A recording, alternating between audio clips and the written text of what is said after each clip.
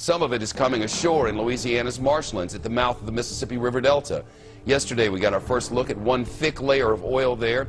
You can see the coating on these plants here. People who have seen it up close say it's as thick as chocolate syrup. The president of Plaquemines Parish there, where the oil is coming ashore, calls it a blanket in the marsh that will destroy every living thing there. While the oil is obviously dangerous, more reports are suggesting the dispersants being used both underwater and on the surface, as we've been reporting here for weeks. Now they admit the dispersants could pose a very real threat. Today, the Environmental Protection Agency, 31 days after the explosion, responded by giving BP 24 hours to pick a less toxic dispersant. The White House Press Secretary Robert Gibbs spoke out about this decision today. As we move forward, the EPA believed best to use the least toxic dispersant. Again, as we are into well into the fourth week of what has happened in the Gulf. 31 days later, and now we decide to use the least toxic dispersant. Guess what about this dispersant that they've been using for 3 weeks? It's banned in the United Kingdom, plus it's too toxic. 4 weeks after the leak started, the Obama administration is telling BP to use cleaner chemicals.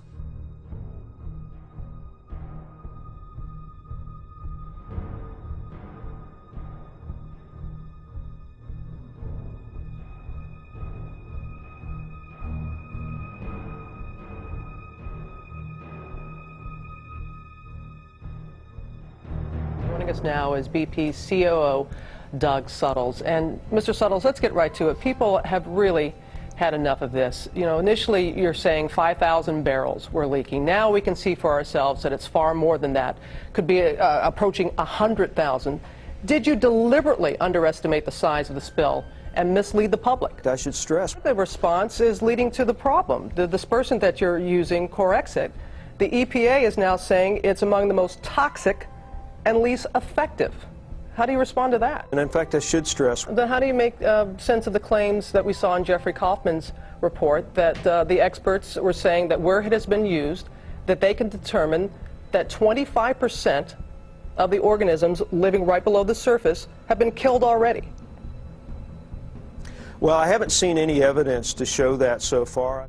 Any living organism that contacts this stuff, particularly the mixture of dispersant and oil, is at significant risk of acute mortality that's dying quickly, or sublethal chronic injury that might take weeks, if not months, if not years to manifest. According to the Wall Street Journal, Corexit is among the least effective in breaking up the kind of oil that is prevalent in the area around the spill site. Marine toxicologist Ricky Ott says the chemicals used by BP can wreak havoc on a person's body and even lead to death. The volatile organic carbons they act like a narcotic on the brain, and at high concentrations, what we learned in Exxon Valdez from carcasses of harbor seals and sea otters, it actually literally fried the brain. Right now, we cannot identify another product that is available that is better than the Corexit product, but we continue to look at that, and we formally replied to the EPA's request last night.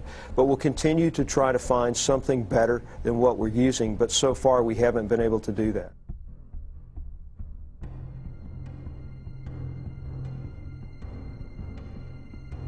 You're looking at it, almost 100,000 gallons of the less toxic dispersant. Guess who ordered it? BP did on May 4th, almost 3 weeks ago. I know that you're fully aware, Mr. Suttles, of the public outrage, and I think Representative Ed Markey of Massachusetts really summed it up. Want to play what he said and get your response. I think now we're beginning to understand that we cannot trust BP. People do not trust the experts any longer. BP has lost all credibility.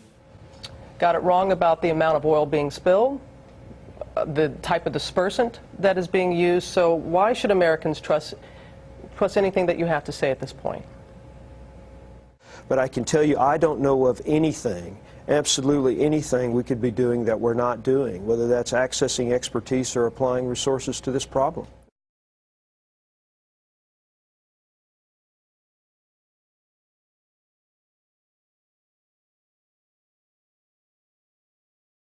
More and more stories about sick fishermen are beginning to surface. They're out in the Gulf, many of them all day, every day, working to clean up the spill. Many blame the chemicals BP is using. One fisherman told me tonight he felt like he was going to die over the weekend. I mean, I've been up coughing up stuff. Your lungs fill up. Gary Burris is a longtime fisherman who has worked across the Gulf Coast. He says he woke up Sunday night feeling drugged and disoriented. Like a sniffing gasoline or something. You know, and I still, my ears are popping right now. I'm still coughing up stuff. I feel real weak, the tingling.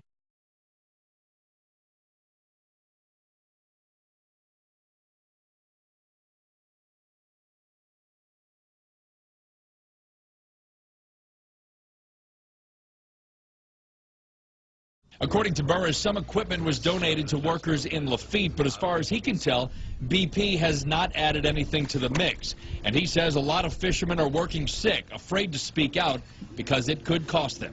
You got a woman with a baby in the oven and bills due and fishing's closed down. You're going to do whatever you have to look after your family. Burris says when he went to the doctor after feeling ill on Sunday, the doctor told him his lungs looked like the victims of a 3-pack-a-day smoker. And Burris says he has never smoked.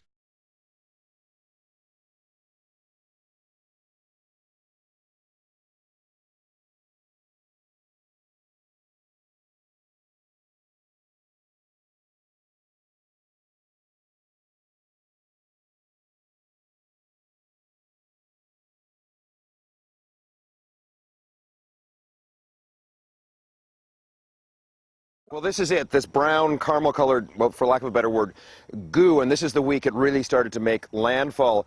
Really, from the beginning of this disaster, BP has been saying that what's coming out of that well isn't that much oil, and by the way, those dispersants we're using, they're really no more harmful than dish soap. Now we're finding that none of that is true.